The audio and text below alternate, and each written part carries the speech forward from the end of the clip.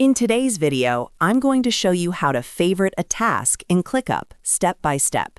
This is a super simple feature, but it can save you a lot of time by giving you quick access to your most important tasks.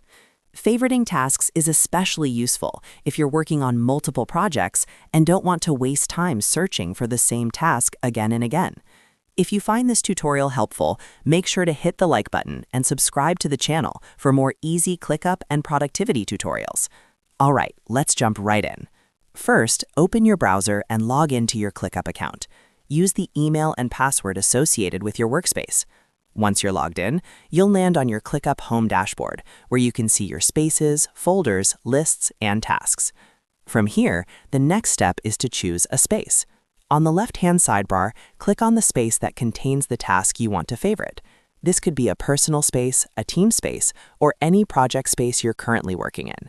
After selecting the space, navigate through the folders or lists until you locate the task you want to mark as a favorite.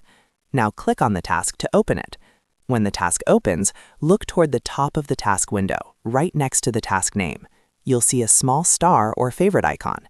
This is the favorite option. Go ahead and click on that favorite icon.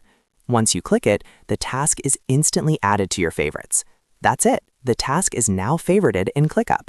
You can access your favorited tasks quickly from your favorites section, which makes it much easier to jump back into high-priority work without digging through multiple lists or spaces. This is especially helpful for daily tasks, urgent items, or anything you need to check regularly. If you ever want to remove a task from favorites, just open the task again and click the favorite icon to unstart it. And that's how easy it is to favorite a task in ClickUp.